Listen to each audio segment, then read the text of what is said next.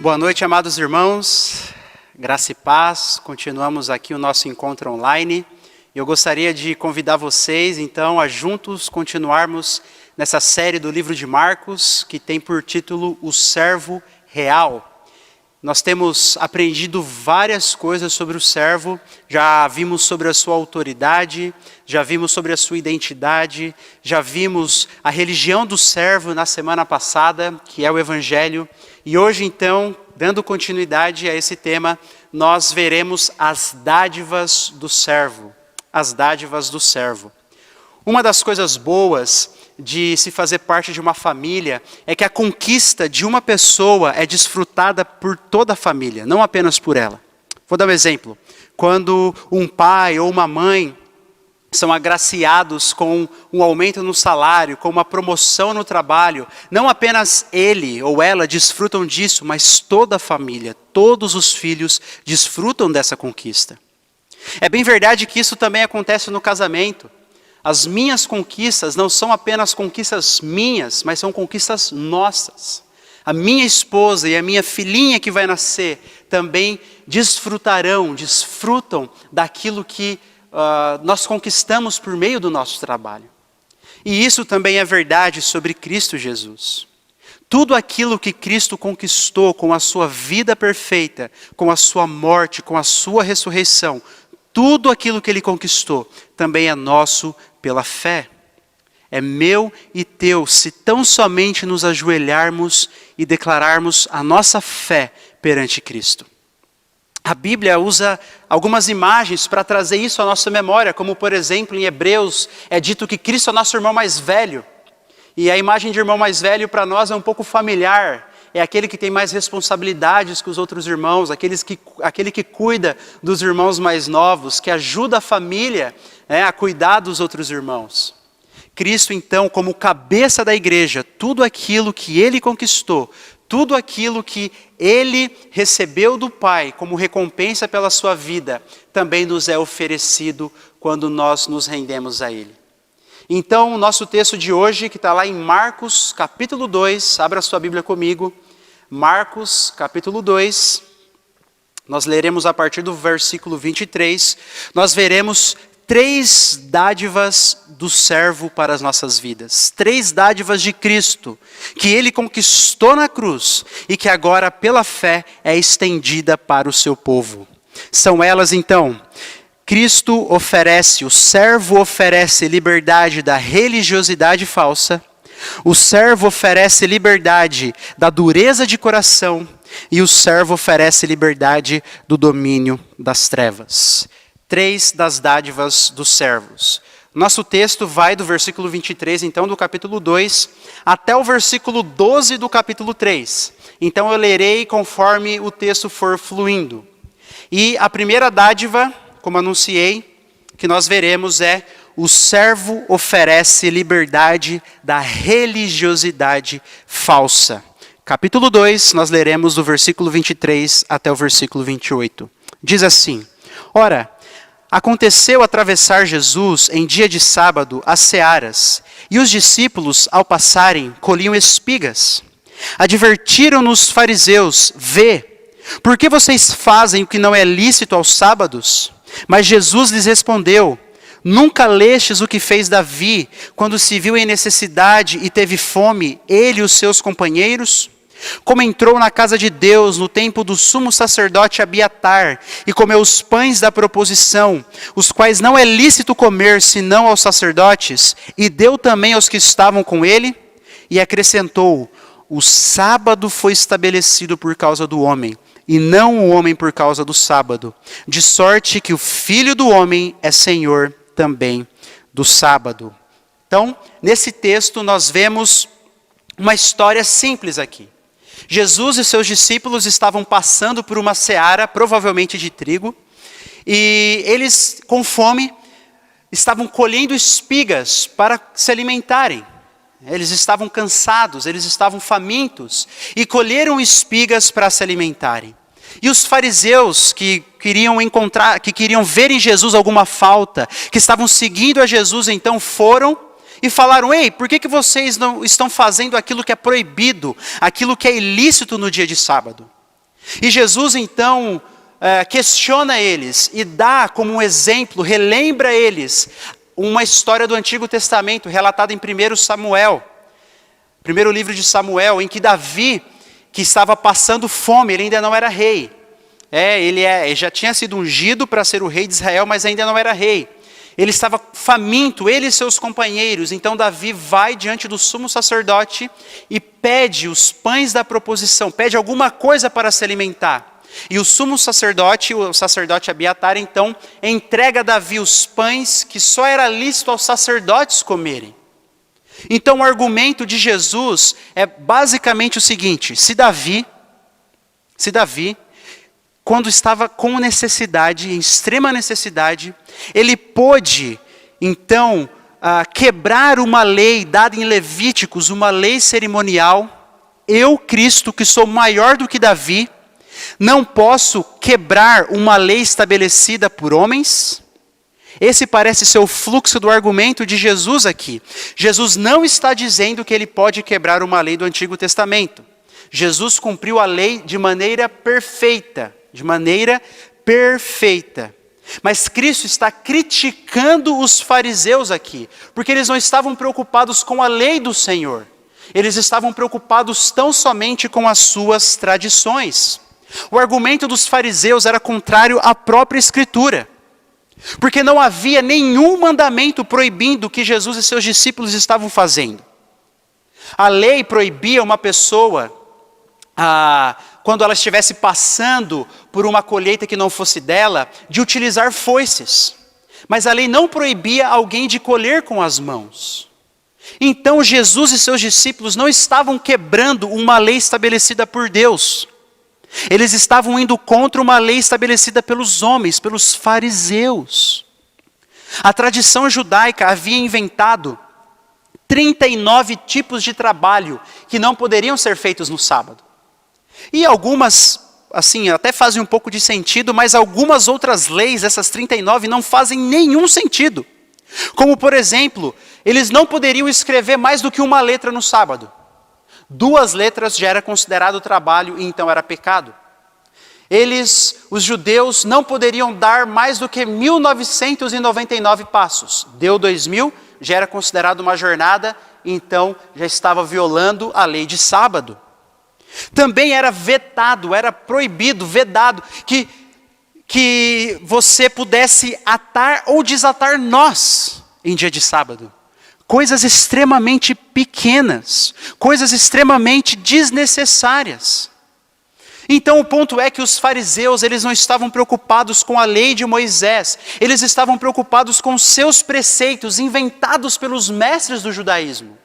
E é aqui que jaz o argumento de Jesus. Se Davi quebrou uma lei de Moisés, e vocês não estão criticando Davi, eu quebrei uma lei, entre aspas, que vocês inventaram, que vocês estão inventando aí. E vocês querem me impedir de fazer isso? Querem me censurar por causa disso?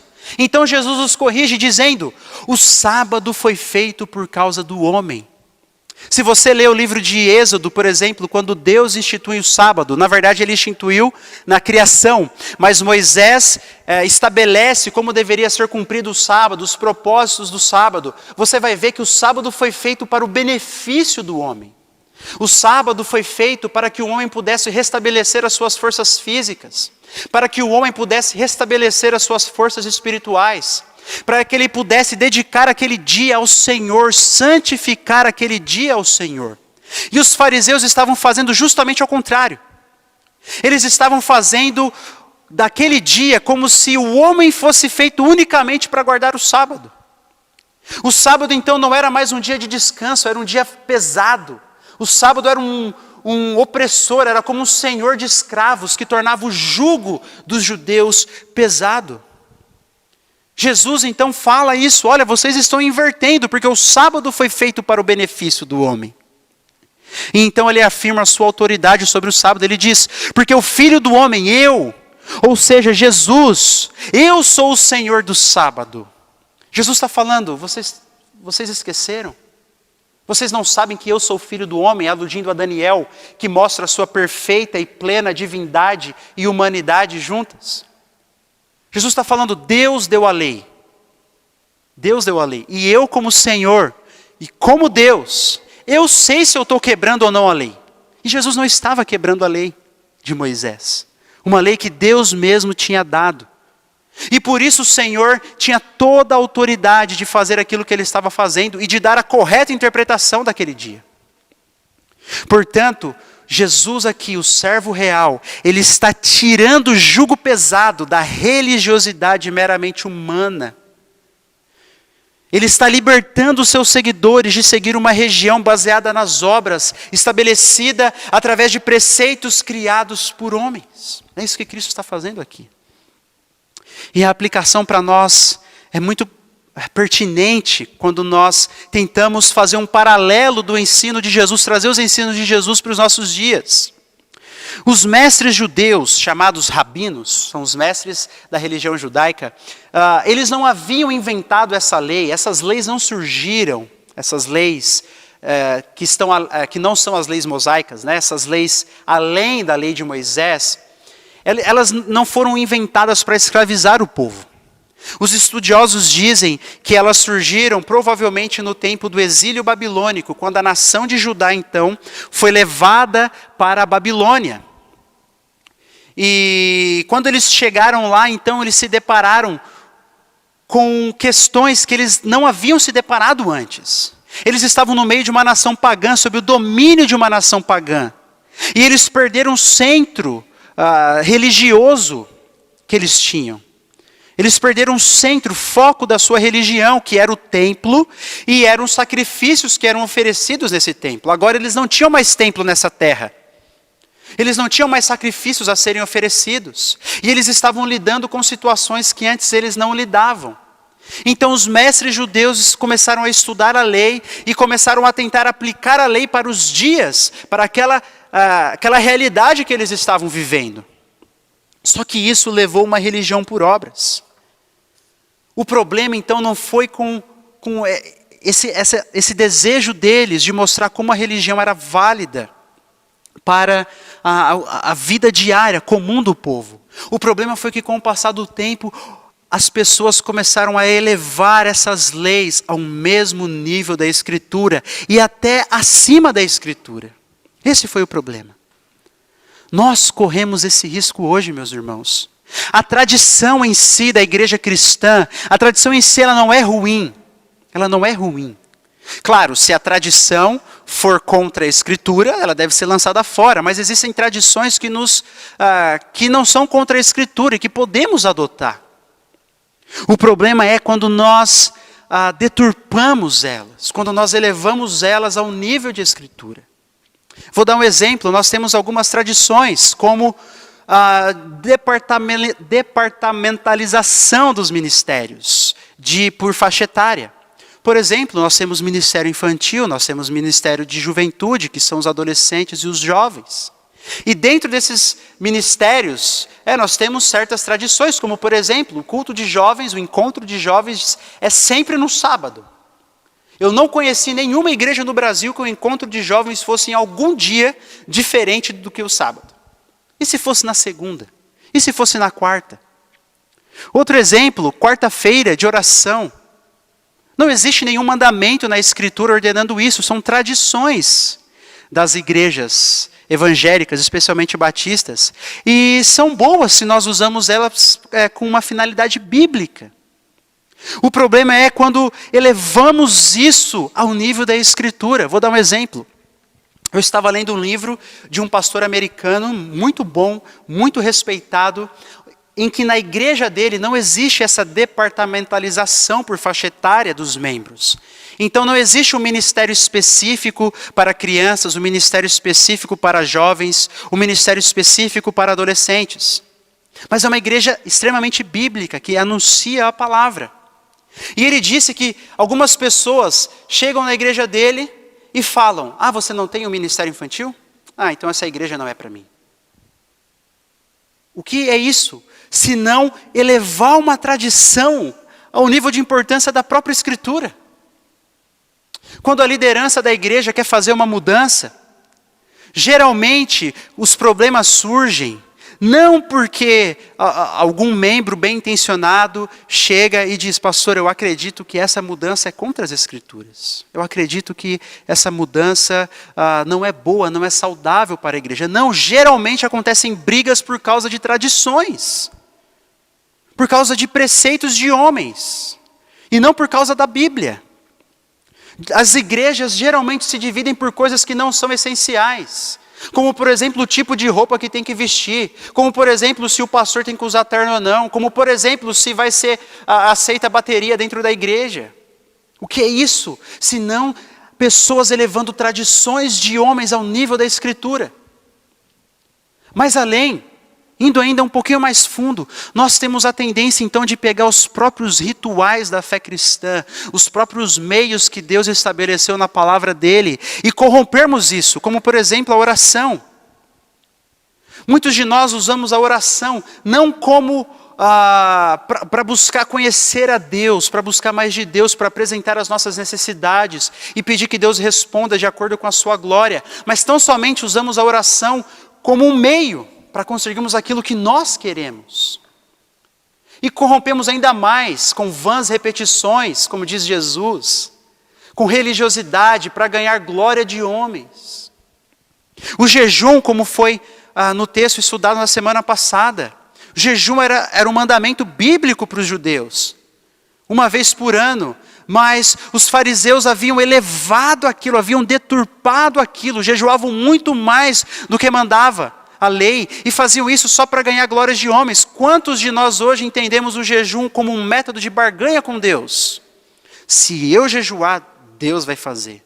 O que é isso? Se não é deturpação daquilo que Deus estabeleceu na sua palavra.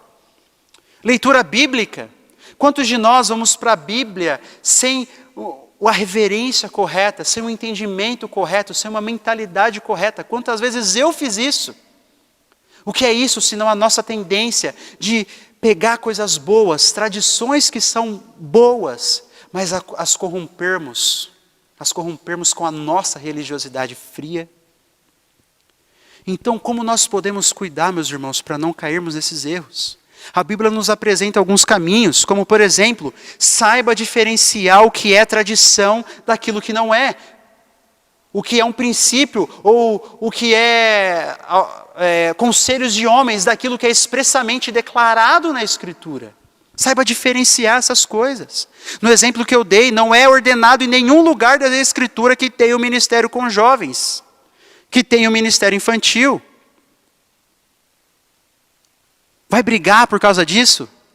Nós vamos sair da igreja por causa disso, uma igreja bíblica, uma igreja da palavra? Não. Então, temos que saber diferenciar essas coisas. Um outro caminho que a Bíblia aponta é a importância do crescimento espiritual. Peça ao Senhor para que você possa desfrutar então desses meios de graça, desses rituais da fé cristã, como a oração, como a leitura da palavra, como um tempo de meditação diante de Deus, como a ceia, como o batismo, como vir ao culto. Peça ao Senhor para que Ele use esses momentos, para que Ele derrame da sua graça sobre a sua vida. Não apenas com uma mera religiosidade, não apenas com um mero bater cartão. E por último, como nós vimos na semana passada, regue esses momentos com a religião verdadeira, que é o Evangelho. Com oração humilde, para que Deus nos deixe usufruir disso tudo para a glória dEle, porque o nosso coração, ele tende a criar uma religião baseada nas obras. Então cuidado, saiba diferenciar aquilo que é bíblico, aquilo que não é bíblico, aquilo que é tradição de homens e aquilo que é mandamento expresso na Escritura. Mais uma vez, tradição não é errado. Nós podemos usar muitas delas e crescer em santidade, crescer em comunhão com Deus. O problema é quando as elevamos ao próprio nível da Escritura. Jesus disse dos religiosos de sua época: ai de vocês, mestres da lei e fariseus. Ai de vocês, vocês são como sepulcros caiados. São bonitos por fora, mas por dentro estão cheios de ossos e todo tipo de imundícia. Por fora é bonito, o aspecto de religiosidade é bonito, o ar é de superioridade, mas por dentro há podridão. Por dentro há todo tipo de imundície. Então, só Jesus, meus irmãos, pode nos livrar desse tipo de perigo.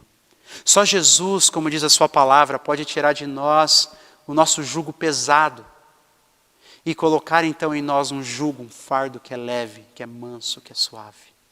Só Jesus pode fazer isso. Só o servo real pode nos livrar desse erro que nós temos de sempre corromper aquilo que é bom, de sempre corromper aquilo que é lícito. Ele é quem pode nos livrar dessa religiosidade fria. Mas o texto continua, e nós vemos então no capítulo 3, o versículo 1 ao 6, que o servo oferece liberdade da dureza de coração. Acompanhe a leitura comigo. Marcos 3, do 1 ao 6. De novo entrou Jesus na sinagoga, e estava ali um homem que tinha ressequido uma das mãos. E estavam observando Jesus para ver se curaria esse homem em dia de sábado, a fim de acusarem a Cristo. E disse Jesus ao homem da mão ressequida: vem para o meio. Então lhes perguntou: é lícito nos sábados fazer o bem ou fazer o mal? Salvar a vida ou tirá-la? Mas eles ficaram em silêncio. Olhando-os ao redor, indignado e condoído com a dureza do coração, disse ao homem: estenda a mão. Estendeu-a e a mão lhe foi restaurada. Retirando-se os fariseus, conspiravam logo com os herodianos contra ele, em como lhe tirariam a vida. Agora nós entramos em uma outra ocasião que também aconteceu em dia de sábado. E aconteceu em uma sinagoga. Essa sinagoga era onde os judeus se reuniam para estudar a Torá, para estudar a lei. E o relato diz respeito a um homem que tinha a mão ressequida. Que estava ali na sinagoga. E Jesus o chama para o meio, ou seja, para o centro das atenções, e faz uma pergunta para os fariseus. E diz o texto que os fariseus estavam de olho em Jesus para saber se ele curaria aquele homem em dia de sábado.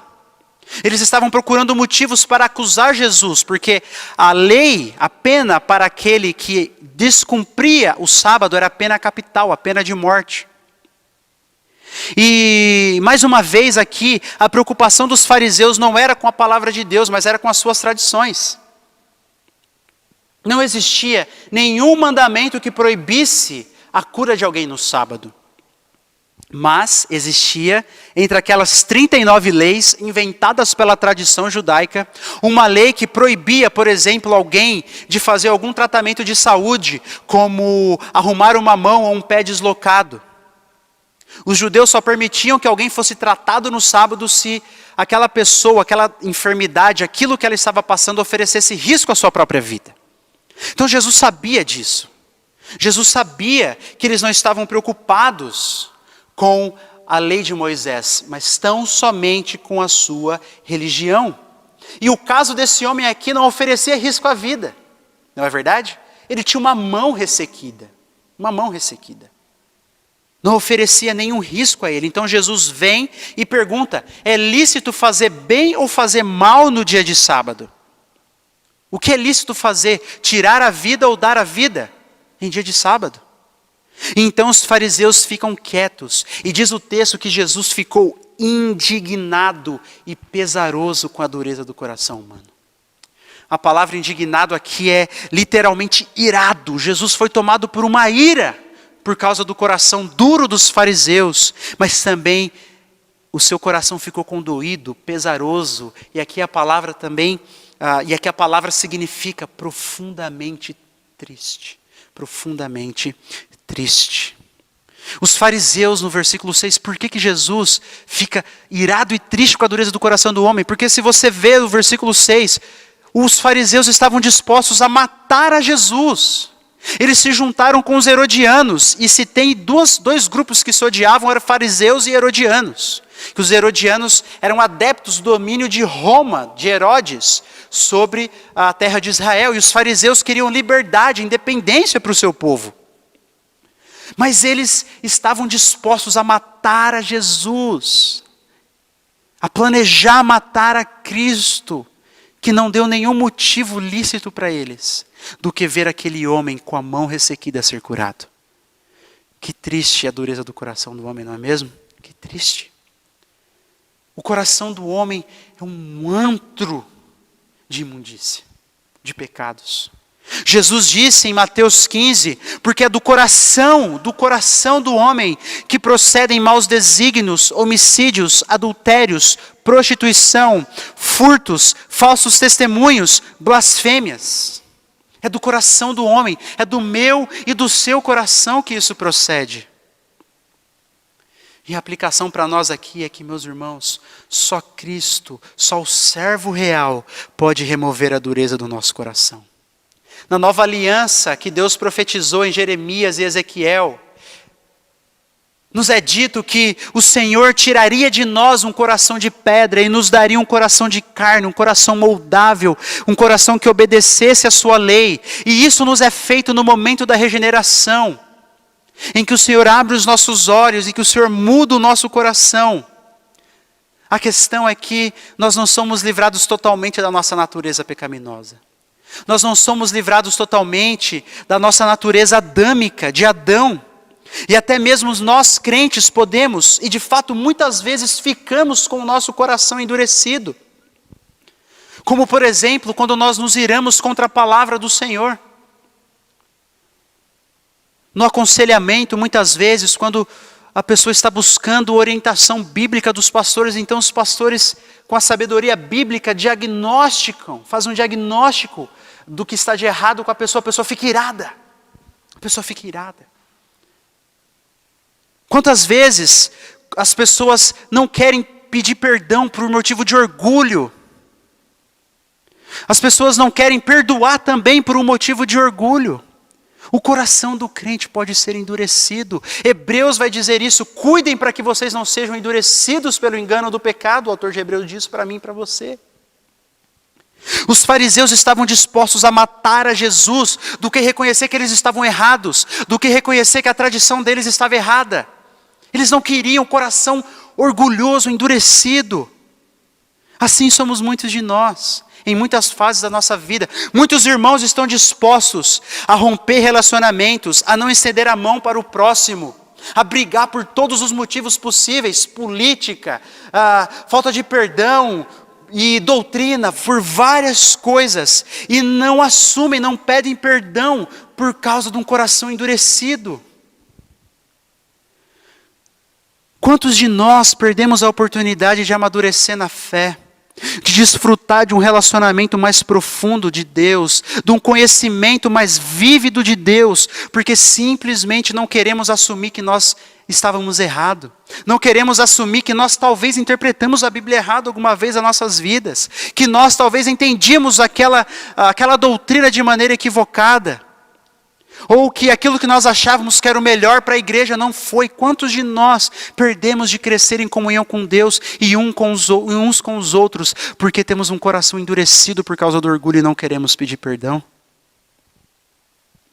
Então, como nós podemos conservar um coração humilde? A Bíblia apresenta alguns métodos, alguns meios para nos ajudar nisso, mas talvez o meio mais gritante que nos aparece aqui nesse texto é meditar em nossa própria condição. É meditar em quem eu e você somos a parte de Cristo, sem a mão de Cristo sobre nós. A nossa condição enquanto homens caídos, enquanto homens que fazem o mal. E aí nós vamos entender que a pior coisa que Deus poderia fazer conosco é tirar a sua mão de cima de nós. É a pior coisa. Quando nós lemos Romanos 1, quando nós lemos outros textos das Escrituras, nós vemos isso. Se não for a mão de Deus constantemente sobre nós, eu sou capaz de fazer coisas horríveis, coisas terríveis. Então meditar em nossa pequenez, meditar em nosso pecado, meditar em nossa condição enquanto homens caídos, e depois então meditar sobre a grandeza de Deus, sobre a santidade de Deus, sobre o amor de Deus, sobre a justiça de Deus, nos leva à humildade. Nos leva à humildade. Então ao orarmos, ao meditarmos na palavra, ao confessarmos os nossos pecados, enfim, ao fazermos aquilo que a palavra de Deus nos ordena, para crescermos na fé, nós precisamos pedir para que o Senhor trabalhe em nossos corações, para gerar em nós a verdadeira humildade. A pior coisa, meus irmãos, a pior coisa que poderia acontecer conosco é o Senhor nos deixar caminhar em nosso próprio orgulho. É o Senhor nos deixar caminhar em nossa própria idolatria. É o Senhor nos deixar caminhar pelos nossos próprios ditames, pela nossa própria consciência. Por isso, que você possa, que eu possa, que nós possamos nos humilhar, porque só Cristo, só o servo real, pode livrar, pode nos libertar de um coração endurecido, de um coração que foi endurecido, cegado pelo engano do pecado. Mas, então nós prosseguimos e entramos na terceira dádiva do servo, que está no capítulo 3 ainda, mas agora do versículo 7 até o versículo 12. Diz então que Jesus retirou-se com seus discípulos para os lados do mar. Seguia-o da Galiléia uma grande multidão, também da Judéia, de Jerusalém, da Idumeia, da além do Jordão e dos arredores de Tiro e Sidom. Uma grande multidão, sabendo quantas coisas Jesus fazia, vieram a ter com ele. Então recomendou a seus discípulos que sempre lhe tivessem pronto um barquinho por causa da multidão, a fim de não o comprimirem.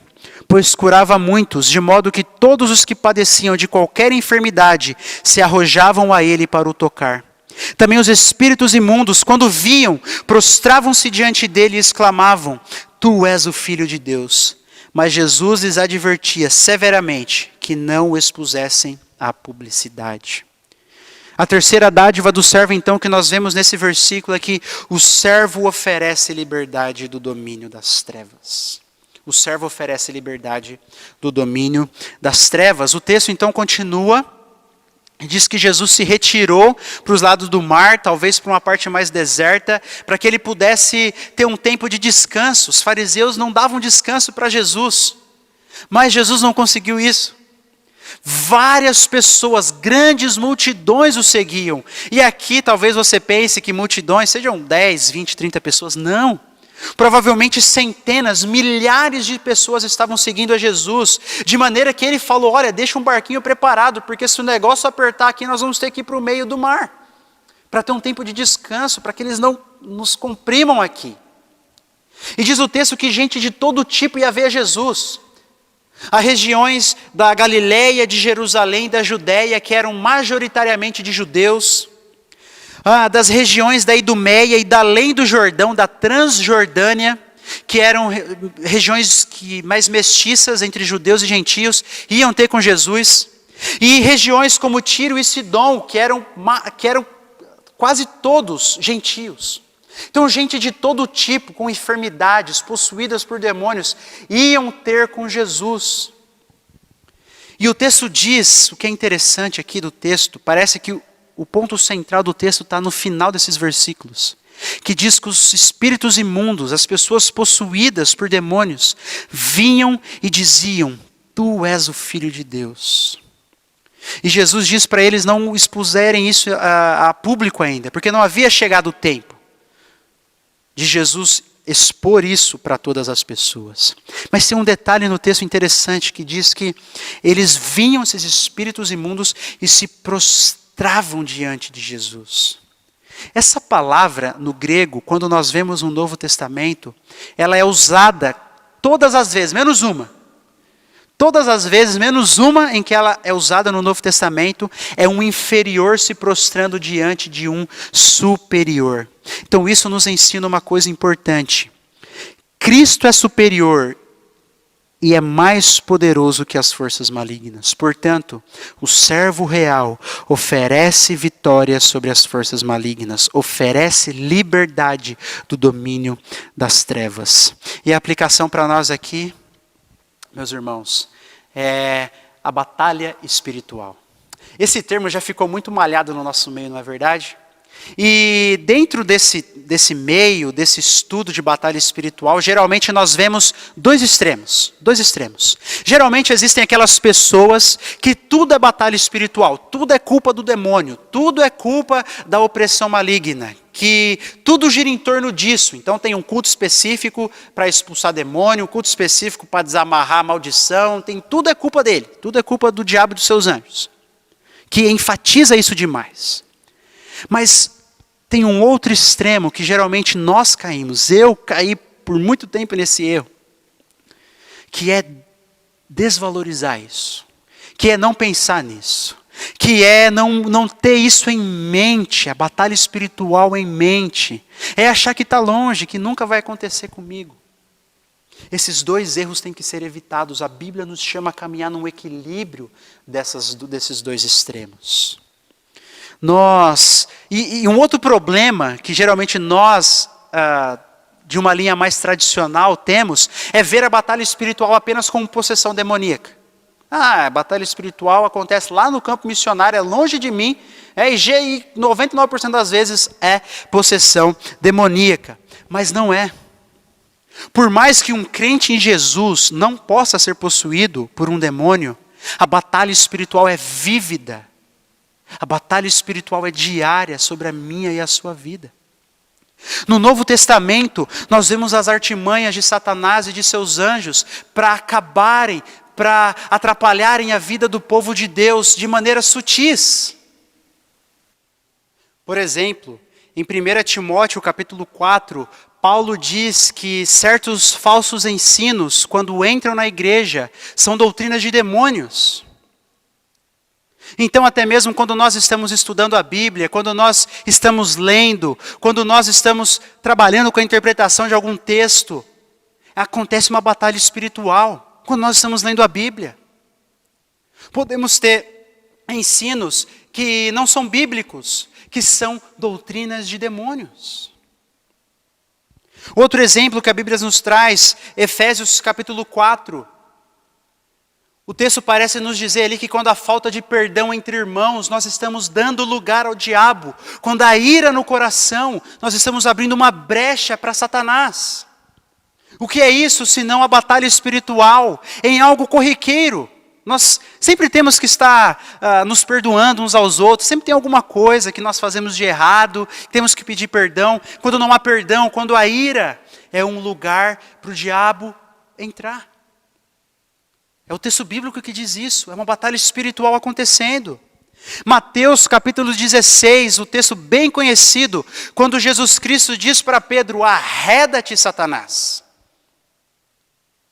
Pedro não estava possuído pelo Satanás ali, não estava. Mas ele havia tido pensamentos, ideias, contra a vontade, contra o plano de Deus, querendo dizer que Jesus não deveria morrer.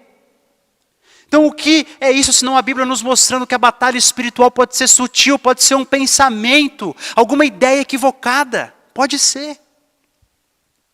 Marcos capítulo 4, a famosa parábola do semeador, nos é dito, Jesus mesmo ao interpretar a parábola, disse que aquela semente que caiu na beira da estrada, é Satanás que vem e tira a semente do evangelho daquele coração. O que isso nos mostra, senão que quando nós estamos pregando o evangelho, evangelizando alguém, nós deveríamos batalhar muito mais em oração, não é apenas uma questão de anunciar a palavra de Deus muitas vezes, mas é uma questão de batalha espiritual, uma questão de oração. A mesma coisa, o mesmo ensinamento diz em 2 Coríntios, capítulo 4, Paulo diz que Satanás cega a mente dos incrédulos, cega a mente dos incrédulos. Por isso que antes de você anunciar a palavra para algum incrédulo, que você conhece, para algum familiar seu, nós deveríamos orar, porque é uma batalha espiritual acontecendo. Uma batalha espiritual. São obras sutis, que podem enganar o crente, que podem oprimir o crente, que podem influenciar o crente. Ele não pode obrigar o cristão a fazer nada. Tá? Não, se você cair num erro, se você cair num pecado, não bota a culpa no diabo. Ele pode influenciar, montar todo o cenário. Mas a queda, os nossos pecados, são de responsabilidade nossa. Responsabilidade minha e tua. Mas ele faz tudo para que possamos cair. Lembro, por exemplo, para podermos exemplificar essa artimanha de Satanás, o Iraque invadiu o Kuwait certa vez. E os Estados Unidos, então, foram até lá e expulsaram, começaram a bombardear o exército iraquiano. Só que o exército iraquiano, enquanto batia em retirada, incendiou, destruiu vários locais onde se explorava o petróleo. Os nazistas também fizeram isso na Segunda Guerra, quando foram derrotados. Não é assim, tá bom, fui derrotado, bandeira branca, aqui eu me entrego. Não, já que eu perdi, eu vou fazer o maior estrago. Aquela filosofia, eu morro, mas morro atirando. Assim é Satanás. Porque Hebreus capítulo 2 diz que Cristo já o venceu na cruz pela sua morte. Mas ele não se deu por satisfeito. Por mais que ele já tenha sido vencido, ele usa todas as suas artimanhas para fazer o maior estrago possível. Só que nós temos um consolo, que é ele, Satanás e seus anjos, estão debaixo do poder de Deus, estão debaixo do servo real. Os demônios aqui se prostraram aos pés de Jesus. Os inferiores se prostraram diante dos superiores. Só Cristo, então, podemos encontrar forças para vencer essa batalha, porque a vitória nós só encontramos nele. Só Ele pode nos dar essa força, só Ele pode nos dar a graça de batalharmos essa guerra, essa batalha espiritual. Então, meus irmãos, descanse em Cristo. Nós vimos que o servo real nos oferece liberdade da religiosidade falsa, nos oferece liberdade da dureza de coração e nos oferece liberdade do domínio das trevas. E para concluir, eu queria contar uma história. Conta-se a história que um rapaz estava visitando um museu e junto com um grupo ali, passando pelas diversas obras, eles pararam em frente de uma obra em que uma pessoa estava sendo carregada pelo diabo para a perdição. Uma pessoa cega sendo carregada pelo diabo.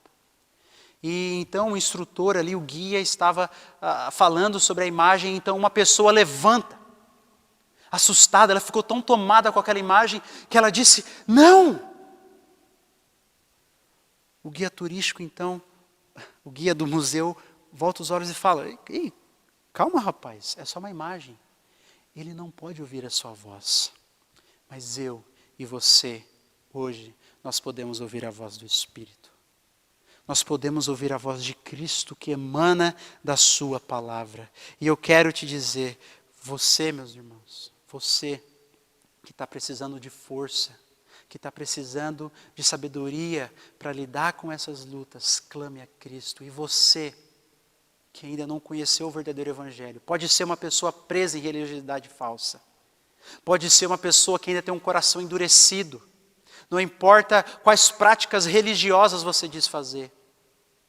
Pode ser uma pessoa que ainda está sob o domínio de Satanás, porque a Bíblia diz que ou nós somos filhos da ira, filhos do diabo, filhos do Deus desse século, ou nós somos filhos de Deus, filhos do único Deus verdadeiro.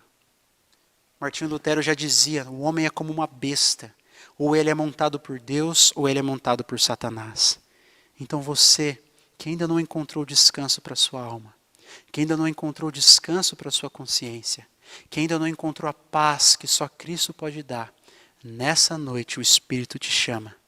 Nessa noite o servo real, Cristo Jesus, te chama para se prostrar aos pés dele.